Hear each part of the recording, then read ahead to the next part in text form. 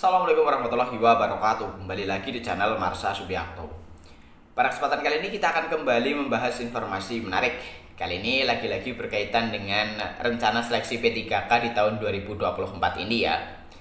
Jadi hari ini kembali ada informasi atau berita menarik berkaitan dengan hal tersebut. Disampaikan bahwa ada usulan jika pada pelaksanaan seleksi P3K di tahun 2024 ini menggunakan TMT gitu ya, terhitung mulai tanggal. Artinya mereka para honorer atau tenaga non ASN yang sudah terdata maksimal terhitung mulai tanggal di tahun 2018 itu masalahnya akan beres. Karena di tahun 2018 itu muncul PP Manajemen P3K gitu ya, PP nomor 49 tahun 2018. Karena saat ini kabarnya yang bisa mendaftar dan diterima sebagai P3K adalah mereka yang sudah masuk dalam database PKN. Dan jumlahnya ternyata membludak. Awalnya 2,3 juta orang, kemudian turun lagi karena sudah banyak yang diterima sebagai ASN, menjadi 1,8 juta orang. Dan saat ini formasi yang dibuka kabarnya hanya sekitar 1,2 juta orang. Padahal 1,2 juta orang tersebut terbagi dari pemerintah pusat dan pemerintah daerah. Padahal yang terbanyak untuk honorer dan tenaga non ASN yang sudah masuk dalam database PKN adalah mereka yang bekerja di instansi daerah. Sehingga tentunya antara formasi yang dibuka dengan honorer atau tenaga non ASN yang sudah masuk dalam database BKN itu tidak sebanding. Masih ada atau masih banyak para honorer atau tenaga non ASN yang tentunya tidak bisa terangkat menjadi P3K di tahun 2024 ini. Tetapi jika menggunakan sistem TMT terhitung mulai tanggal, artinya mereka yang sudah di lock gitu ya, terakhir di tahun 2018 itu seharusnya masih tidak sebanyak sekarang. Karena kabarnya ada mungkin oknum gitu ya, pejabat daerah atau siapapun yang menggunakan kesempatan ini. Artinya mereka yang sudah bekerja sebagai honorer walaupun 1 bulan, 2 bulan, mereka dimasukkan dalam database PKN sehingga jumlahnya membludak. Dan kali ini kita akan coba lihat beritanya ya, terkait dengan usulan agar menggunakan sistem TMT. Jadi mereka yang berhak diangkat menjadi P3K adalah mereka yang sudah menjadi honorer maksimal terhitung mulai tanggal di tahun 2018. Untuk yang penasaran, kali ini kita akan coba lihat beritanya. Langsung saja simak terus. Oke, bismillahirrahmanirrahim. Langsung saja kita mulai. Jadi inilah berita atau informasi berkaitan dengan pengangkatan P3K 2024 jika menggunakan honorer TMT 2018 masalah akan tuntas ya.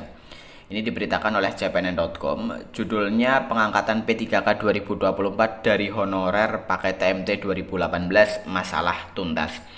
Kita coba bacakan ya. Masalah honorer dipastikan tidak akan tuntas tahun ini. Lihat saja jumlah honorer yang masuk database Badan Kepegawaian Negara yang mencapai 2,3 juta. Belakangan, Menteri Pendayagunaan Aparatur Negara dan Reformasi Birokrasi Abdullah Azwar Anas mengungkapkan, dari 2,3 juta honorer yang tersisa tinggal 1,8 juta. Namun, angka ini masih tinggi karena formasi P3K 2024 yang tersedia hanya 1,2 jutaan. Itu pun formasi tersebut terbagi untuk instansi pusat dan daerah. Padahal honorer terbanyak itu ada di daerah.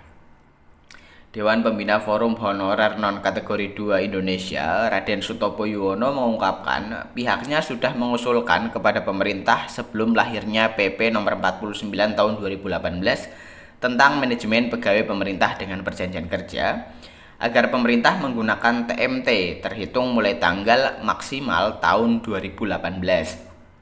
Jadi, yang masuk itu honorer K2 dan non-K2 dengan TMT 2018. Kenapa 2018? Karena itu tahun lahirnya PP Manajemen P3K. Kata Sutopo kepada cpnn.com Rabu 15 Mei 2024. Tidak seperti sekarang, ujarnya, pemerintah menggunakan database 2022. sehingga jumlah honorer membludak. Itu karena yang bekerja 1 bulan saja sudah dikatakan honorer.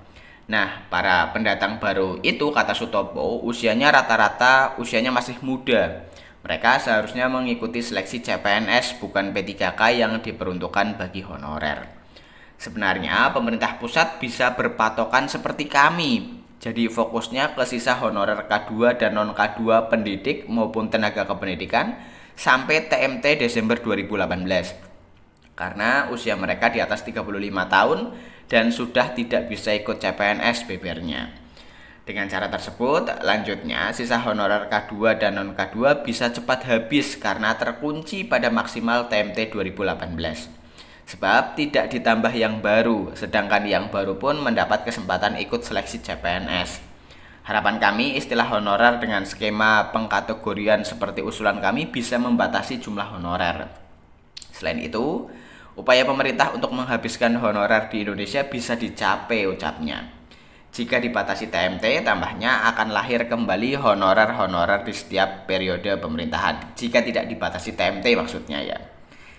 Ya, jadi itulah ya berita atau informasi berkaitan dengan usulan agar pelaksanaan seleksi P3K di tahun 2024 ini menggunakan sistem TMT. Artinya mereka yang maksimal terhitung mulai tanggal di tahun 2018 atau saat terbitnya PP Manajemen P3K, PP nomor 49 tahun 2018 itu maksimal gitu ya, maksimal honorer masuk dalam data ibaratnya gitu. Bukan seperti sekarang gitu ya. Mungkin ada yang di tahun 2022, 2021, 2020, 2019 yang baru menjadi honorer kemudian masuk dalam database BKN. Karena database BKN itu update terakhirnya atau dikuncinya itu di tahun 2022 kalau nggak salah ya.